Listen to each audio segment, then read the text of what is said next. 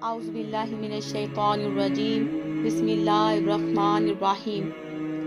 اگر تم ظاہر کر کے صدقات دو تو یہ اچھی بات ہے، اور اگر تم اسے چھپا کر فقیروں کو دو تو وہ تمہارے لیے زیادہ بہتر ہے۔ وہ اللہ تم سے تمہارے گناہ دور کر دے گا، اور تم جو بھی عمل کرتے ہو اللہ اس کی خوب خبر رکھتا ہے۔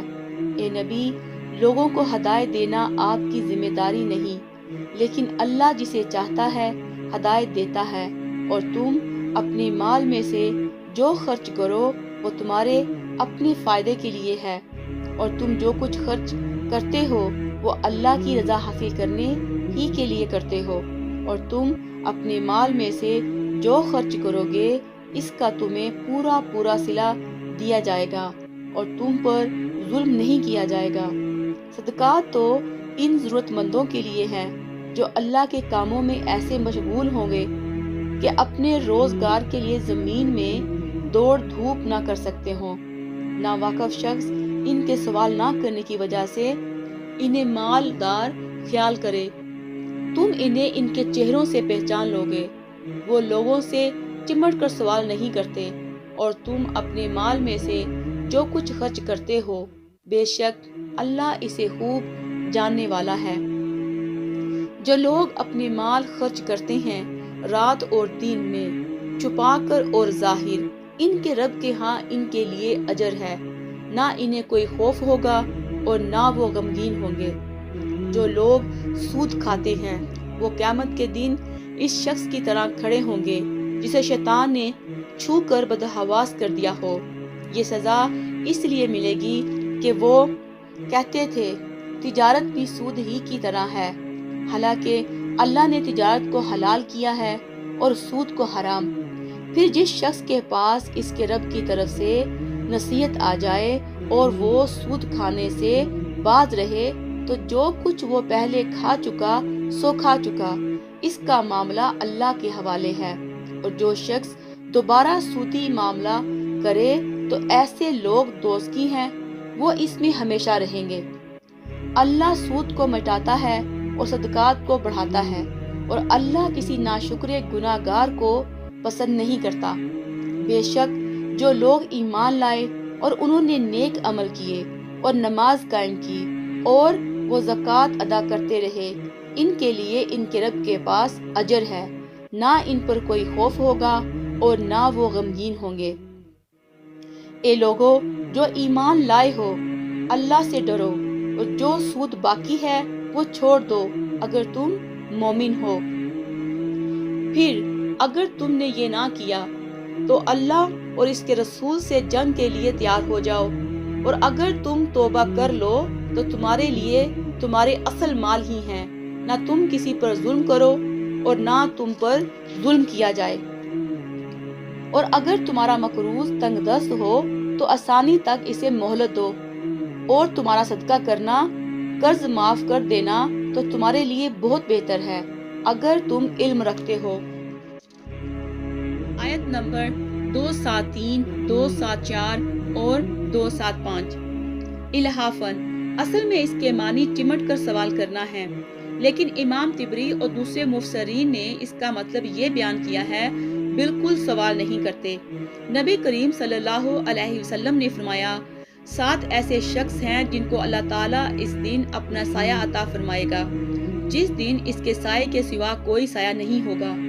عادل بادشاہ، وہ نوجوان جو اللہ کی عبادت میں جوان ہوا، ایسا شخص جس کا دل مسجدوں میں لگا رہے، یعنی ان میں آمد و رفت کے لیے بے قرار رہے، وہ 2 مرد جو آپس میں صرف اللہ کے لیے محبت کرتے ہوں اور یہی غرض ان کی مقصود و مطلوب ہو، اور اسی بنیاد پر اکٹھے ہوں اور اسی پر جدا ہوں، اور ایسا انسان جس کو کسی جاہ جمال والی عورت نے برے کام کے لیے دعوت دی تو اس نے کہا کہ میں اللہ سے ڈرتا ہوں، ایسا انسان جس نے کسی چیز کا صدقہ دیا اور اس کو ایسے پوشیدہ انداز میں دیا کہ اس کے بائیں ہاتھ کو بھی یہ علم نہ ہو کہ اس کے دائیں ہاتھ نے کیا خیرات کی، ایسا شخص جس نے تنہائی کی حالت میں اللہ کو یاد کیا تو اللہ کے خوف سے اس کی آنکھوں میں آنسو آ گئے۔ صحیح البخاری الزکوٰۃ باب 16 حدیث 1423۔ ربا، سود، جس کی 2 بڑی قسمیں ہیں، ربا النسیہ ربا الفضل، ربا کے لغوی معنی زیادتی اور اضافے کے ہیں۔ شرعاً ربا یہ ہے کہ کچھ مدت کے لیے کسی کو 100 روپے اس شرط پر دینا کہ واسی پر 150 یا 125 روپے دینے ہوں گے۔ یہ 2500 یا 50 روپے زیادہ جو اس مدت کے عوض ہیں وہ سود ہے۔ اسے ربا الثانیہ کہتے ہیں۔ ربا الفضل، اس سود کو کہتے ہیں جو 6 اشیاء میں کمی بیشی یا نقد و ادھار کی وجہ سے ہوتا ہے، جس کی تفصیل حدیث میں ہے۔ مثلاً گندم کا تبادلہ گندم سے کرنا ہو تو فرمایا گیا ہے کہ ایک تو برابر ہو اور دوسرا ہاتھوں ہاتھ ہو۔ اگر اس میں کمی بیشی ہو یا ایک نقد دوسری ادھار ہو یا دونوں ہی ادھار ہوں تب بھی سود ہے۔ آیت نمبر 278۔ احادیث میں بھی سود سمیت حرام کی کمائی سے روکا گیا ہے۔ مثلاً نبی کریم صلی اللہ علیہ وسلم نے کتے اور خون نکالنے کی قیمت لینے دینے سے منع فرمایا ہے۔ نیز گودنے اور گدوانے والی پر، سود کھانے پر، کھلانے والے پر اور تصویر بنانے والے پر لعنت فرمائی ہے۔ اسی طرح فاحشہ عورت کی کمائی سے منع فرمایا۔ صحیح البخاری الباء باب 25 حدیث 2086، الباس باب 96 حدیث نمبر 5962۔ علاوہ ازیں ابو سعید خدری رضی اللہ عنہ فرماتے ہیں، ایک دفعہ بلال رضی اللہ عنہ برفی ایک قسم کی کھجور لے کر نبی کریم صلی اللہ علیہ وسلم کی خدمت میں حاضر ہوئے۔ آپ صلی اللہ علیہ وسلم نے پوچھا یہ کہاں سے لائے ہو؟ تو بلال رضی اللہ عنہ نے عرض کیا میرے پاس خراب کھجور تھی تو میں نے اس خراب کھجور کے 2 صاع دے کر ایک صاع لیا تاکہ آپ کی خدمت میں کھانے کے لیے پیش کروں۔